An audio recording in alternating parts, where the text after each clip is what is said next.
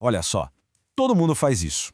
Toda santa noite, a gente embarca numa jornada que é, ao mesmo tempo, super misteriosa e absolutamente essencial: o sono.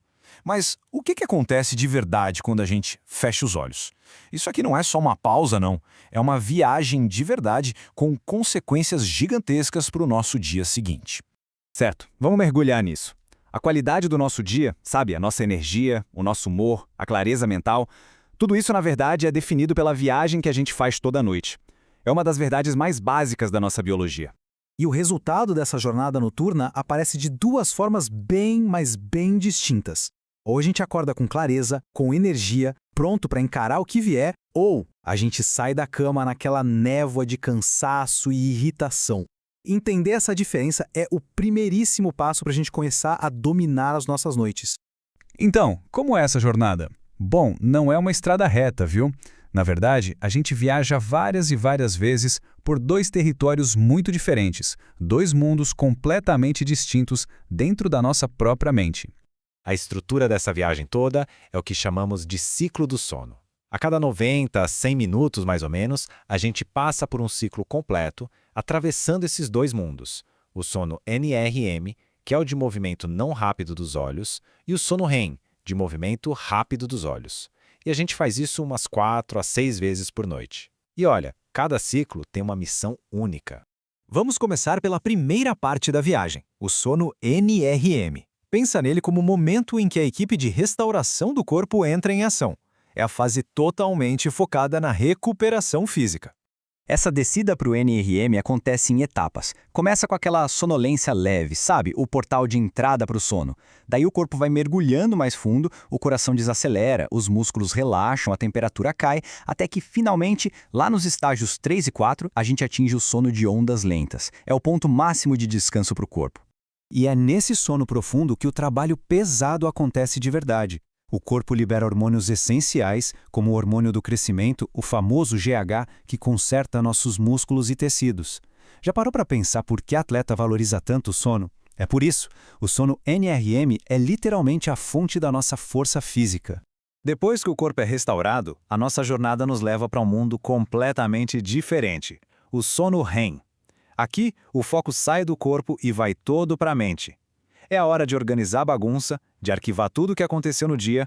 E aqui a gente encontra um paradoxo fascinante. O cérebro fica super ativo, quase como se estivesse acordado, mas o corpo fica paralisado. É nessa fase que a gente tem aqueles sonhos super vívidos, sabe?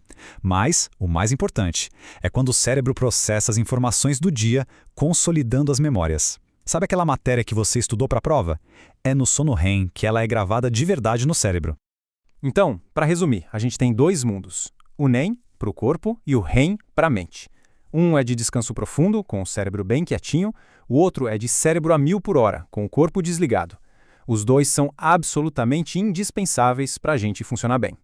Isso tudo nos leva a uma pergunta fundamental. A gente já entendeu o que, mas e o como?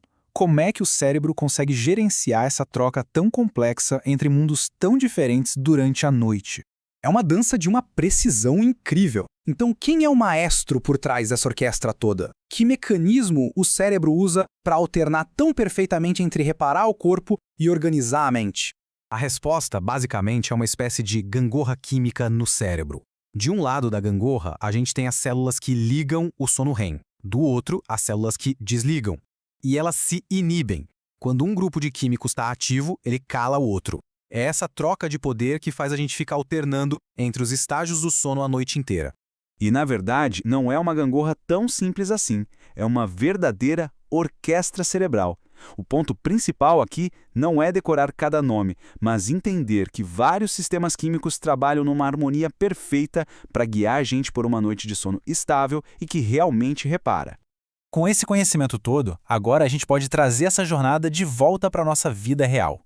Como a gente pode usar essa ciência para garantir que nossas noites sejam as melhores possíveis?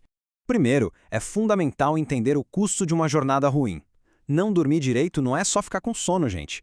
Prejudica o desempenho físico, a capacidade de aprender, a memória e nos deixa muito mais reativos com o pavio curto. O ponto é, a falta de sono tem consequências reais e que dá para medir. Mas a boa notícia é que a gente tem as ferramentas para melhorar essa jornada. Uma boa higiene do sono é a chave. Manter uma rotina, sabe? Deixar o quarto ideal, se desconectar das telas, evitar estimulantes. São passos que parecem simples, mas são extremamente poderosos para garantir uma noite de sono de alta qualidade. E isso nos deixa com uma reflexão final. Sabendo que o sono recupera o corpo, organiza a mente e equilibra as emoções, a pergunta não é se a gente deve priorizar isso, mas sim o que uma noite de sono consistentemente melhor poderia desbloquear na vida de cada um. Fica aí a reflexão.